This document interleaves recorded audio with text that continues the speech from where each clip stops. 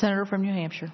Madam President, I'm really pleased to be here to join my colleague, Senator Ayotte, in applauding the passage in both the House and Senate, today in the Senate, of H.R. 606, the Don't Tax Our Fallen Public Safety Heroes Act. As Senator Ayotte said so eloquently, this is legislation that we have worked on for over a year. It was first introduced in the last Congress, and now it's finally on its way to the President's desk to become law, and it couldn't be happening at a more important time. This is National Police Week, but maybe more importantly for New Hampshire, this week we celebrate the memory of Officer Stephen Arkell of Brentwood. He was killed in the line of duty just a year ago this week. Last night, Officer Arkell's name was added to the roll of honor officers killed in the line of duty at the National Law Enforcement Memorial here in Washington, D.C. Officer Arkell was not only a terrific police officer, he was a very good and decent man. And as I read in one newspaper, he was the kind of police officer who would rather write a warning than a ticket, and he aimed to end fights with words instead of handcuffs. Well, it's been a full year since we lost Officer Arkell.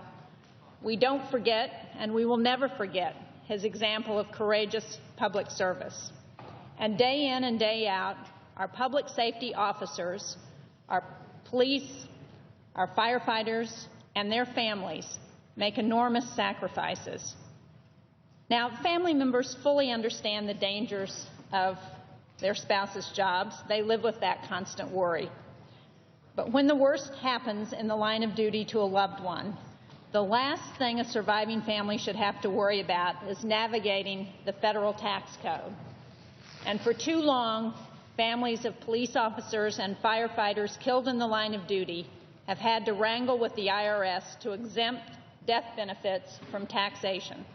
They've had to hire lawyers and wait years for a ruling from the IRS. And in the meantime, their urgently needed benefits are held up.